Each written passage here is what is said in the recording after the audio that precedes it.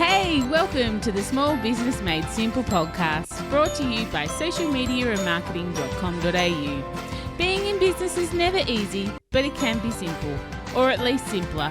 Join me, your host Jen Donovan, every week where we focus on marketing, social media, and working towards simplifying your business.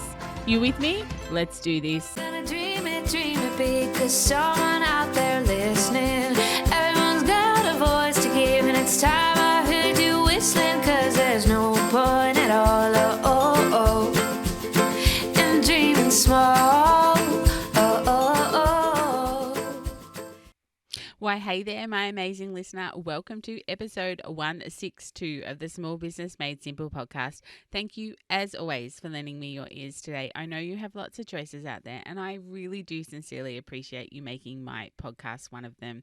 If you're a first-time listener, then super welcome to you. This is a great episode to be tuning into.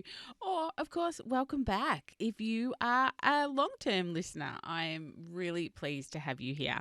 I'm, of course, the host, Jen Donovan, and it's my job pretty much to make your business life simpler through this podcast and my social media and workshops and all sorts of things. But business isn't always easy, but it definitely should be simple or a little bit simpler, which is my promise to you on the so-called Small Business Made Simple podcast.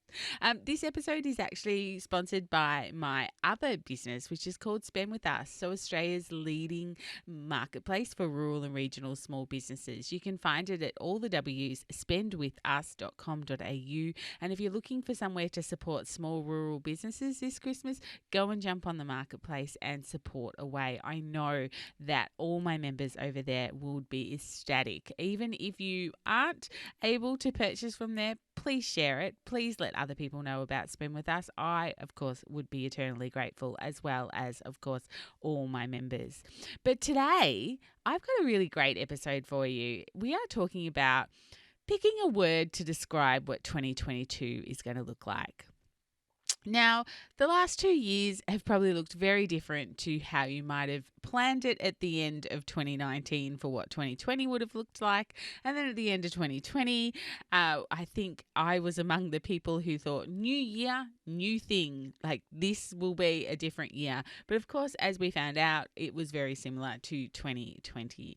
So 2022 is going to be a different year. In fact, it's going to be your year. And it's also going to be my year. So don't switch off from this episode. This is a great little exercise we're going to do together. Even though I'm just in your ears, I do have a worksheet for you to go through. And you can find the worksheet at all the W's, socialmedia.and marketing.com.au/162.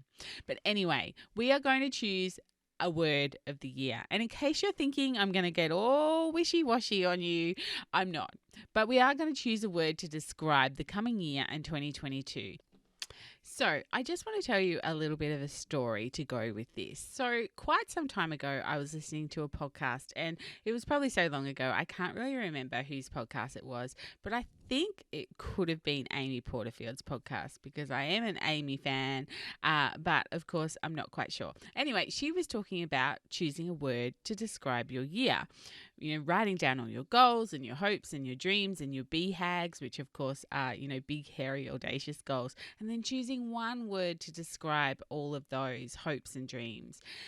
And I kind of thought at the time, one word, are you kidding me? How am I supposed to find one word to describe all that? But of course, it turned out to be a bit of an earworm. You know, those things that just enter your head and you just can't get them out of your head. So it was at a time, it was quite a few years ago, as I mentioned, but it was at a time that I was going through technically, I guess, a breakup, but a business breakup.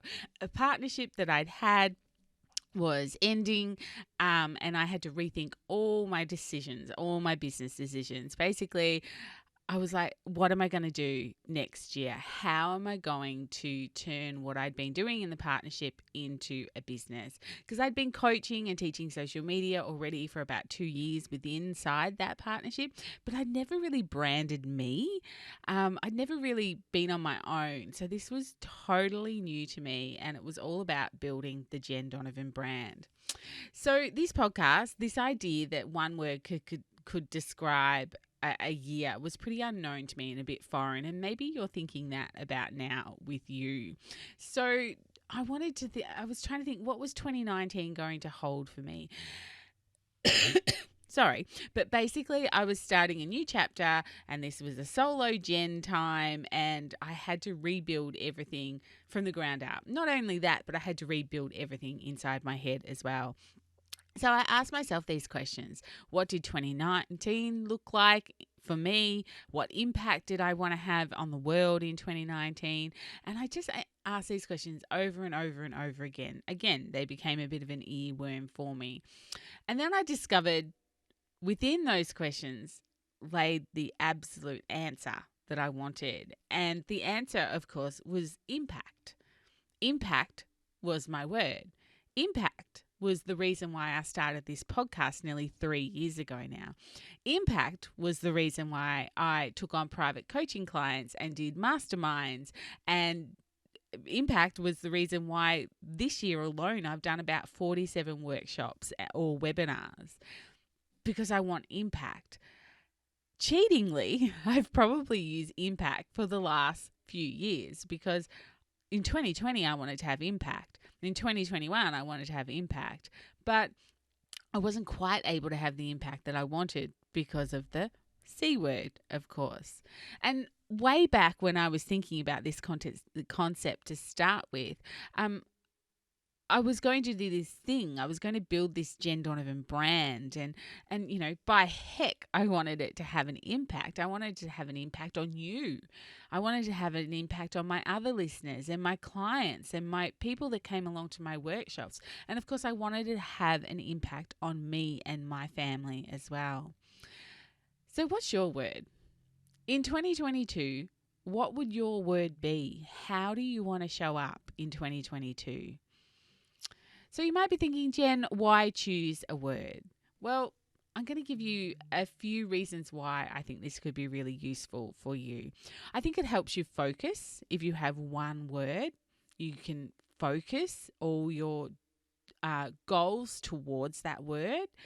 It allows for flexibility. Do you ever feel like your goals change over time, or that you fail to meet a goal and then you feel like it just all goes out the window for you? Well, obviously that's happened to me before. I'm sure it's happened to everyone. But by having a single word, you can kind of adjust your goals over time. So as long as your goals are in line with your focus word, you can choose, to begin again. So as long as my goals can shift, but as long as they were still having an impact, I thought I'm still on track for what I want. Of course, it's easy to remember if you're like me and you can type it up and print it out and put it in front of you, or put it in your diary or wherever it is that you look every day. You know, your word is easy to remember because it's only just one word, rather than trying to remember all the goals you're trying to do, although they should also be printed out and put in front of you, just to say. It can really unify your goals. So generally our goals could be quite broad and cover a lot of different elements of our life, making it hard sometimes to put a criteria against the goals for making business or strategic decisions. But by analysing your goals and then choosing a word that resonates across all of them, I find it makes it easier for me to define my approach for the year and guide any decisions that I make. If I do X, am I going to have an impact? Yeah, I am. Okay, that's a good goal. No? Okay, I need to rethink that goal. And of course, it makes it easier to review your achievements. Ask yourself, did this, insert activity, reflect, insert your defining word here? So, did doing 47 workshops or webinars this year have an impact on me, on my audience, on my listeners, on the people that came, on my family, my friends? Like, yes, it did. It did have an impact. So that was a good goal. I reached that goal. So you can see how it can really help you work through your achievements with your goals and whether or not you are still on path to where you want to be at this time next year, which is a really foreign concept to me, to think that, we are planning for 2022 and we are thinking about what the year is going to look like. So I get it. It's been so topsy-turvy. It's like, really, what is the year going to look like? But we need to start somewhere, and we need to start with our goals and what you actually want out of next year. Of course, you need some flexibility, which of course what 2020 and 2021 have certainly taught us to be, and that is flexible. So are you ready? It's time. It's time to have a look at choosing your own word. You might not know it straight away, and you might be like just thinking, I just need a little bit of time to work through this, and that's fine. Make it become an earworm that it's something that you are just thinking about constantly over the next few weeks. But maybe it might come to you straight away. Maybe you might need some time to develop those ideas, and that's totally fine. The beauty of the exercise is that there's no pressure to know straight away. In fact, I really do give you permission to take as much time as you need to work out what your word of the year is going to be. So in the show notes, which you can find at all the W's, socialmediaandmarketing.com.au/162, you'll find a worksheet. And there's a few steps in this worksheet that will help you work through this coming up with a word. There's 3 steps involved in the worksheet that you can go through. So step 1 is do a brainstorm of words that come to your brain about the year to come. So do a brainstorm of all the words that come to your mind when you think of 2022. And some of them may not be positive words, and that's okay. It's called a brainstorm for a reason. Just write them all down. On the worksheet, of course, I've got examples just to sort of help your brain get set and to be thinking about it that way. Step 2, then, if you want to, list some thoughts under the different areas of the worksheet, such as what are your personal goals? What are you most fearful of when it comes to looking at 2022? What can't you wait for in 2022? How are you going to give back to your clients, your customers, your community, yourself, your family, your friends, whoever? How are you going to give back? What's your big project for 2022? What are your goals around your business or your career? Both financially, but growth, but also could be around brand awareness, like all those different strategies. What are the goals? And what's new that you'd really like to learn in 2022? Step 3, of course, is finally choosing that one word that unifies your thoughts across your goals and write it down the bottom of the page. You might find your chosen word relates to your strongest goal, and not all of them. And that's okay. But the broader it is, the word that you choose, the more useful it will be. So like I said, there's a worksheet for you to do. Go and head to the show notes at socialmediaandmarketing.com.au/162 and have a look at the worksheet, maybe print it out, and let's work through it. So what's my word going to be for 2022? Honestly, I have to say I haven't quite figured it out. I need to sit down and do the worksheet again.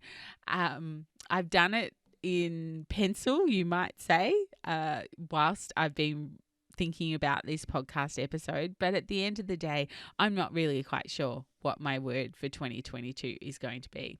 The front runners are impact again, because when I chose impact, it was like what I really want to do is a lot more speaking. I want to get out there. I want to, speak to people. I want to speak to people individually, but I want to speak to people, that one-to-many model, like do more workshops, have more impact that way, one-to-many. And I feel like I haven't really been able to do that the last couple of years. Yes, I've done a mountain of workshops and a mountain of webinars, and clearly they have filled my jug as far as getting out there and speaking. But there's nothing quite like being on a stage where you can have people in front of you and can't turn their cameras off because they're there in front of you, and you can see the aha moments on their faces.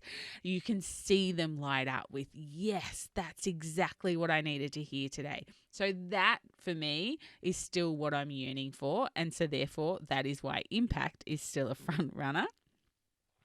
Other words that I have that are front runners are connection, because I'm a big believer in your net worth is equivalent to your network, and therefore having more connections, doing more networking, doing more collaborations, having more connections is a huge part of what I think 2022 is going to look like for me.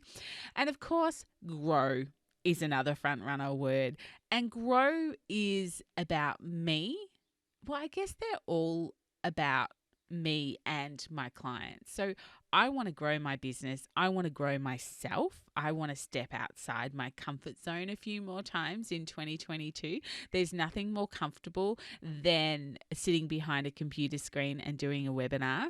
As some of you who follow me might know, a couple of weeks ago, I got to tick off one of my BHAG goals, my big, hairy, audacious goals, in that I did my first ever international speaking gig, which was totally so great. I did it with an organization, a women's conference. It was called Women's Impact. And so I did that, but it was very comfortable. I was sitting at my computer in my home behind, with my camera on. I think I did get all the way dressed that day, but I can see that if I had flown somewhere and had a live stage to get in front of a couple of hundred people, that would have felt quite different to sitting behind my computer screen doing it. So I want to grow. I want to get outside my comfort zone, but I also want my clients and my customers and you to get outside your comfort zones and for you to grow both yourself and your business. So that's why grow is still a bit of a front runner for me. Maybe I might end up having 3 words. I don't know. But I'd love you to tell me what yours is. Maybe we could have a bit of a conversation in the Like-Minded Business Owners Facebook group, and you could let me know what your word of the year is going to be. Or do we need to brainstorm it together inside the group? If you're not a member of the Like-Minded Business Owners Facebook group, then come and join. I'd love to see you in there, and let's have a discussion of what people's word of the year is going to be. Because you know what? If you put yours out there, you could inspire someone else with your thinking and your willingness to take charge in 2020. I can't wait to hear what your word is, and I promise I'll either have 3 or, of course, I will choose one of those, whether that be impact again, connection, or grow. But that's it for episode 162. I really hope you've enjoyed this episode, and perhaps it's got you thinking outside the square a little bit and thinking about your goals, which we really do need to think about in 2022. I can't believe it's 2022. It just doesn't roll off the tongue. But anyway, we'll get used to it. If you're enjoying this episode, please hit the subscribe button and maybe share this episode with one of your business friends who might need to think about their 2022 goals and, of course, their word of the year. And you might be able to make their business life a little bit simpler as well. If you've got time for a rating and review wherever you listen to this podcast, I would be so thankful for that. That would really make my day. Massive love coming your way if you make time to do that. But otherwise, I'll see you next week on episode 163. And in the meantime, let's make sure we're hanging out on social media together. You'll find me on Instagram at @JenDonovan_. Facebook, come and join the Like-Minded Business Owners group, or come over and let's have a bit of a conversation in LinkedIn. I really do like LinkedIn. It's one of my favorite platforms. But whatever you do, remember, my small business peeps, as my opening song says, there is no point in dreaming small. No time like the present. Tell it like you feel it, say it proud, be true, and let us see you for the star that you are. No point in dreaming small. I would like to acknowledge the traditional custodians of the land, the Yorta Yorta people, on which I record this podcast and conduct my business today, and pay my respects to their elders, past and present. I extend this respect to the Aboriginal and Torres Strait Islander people here with us today as well.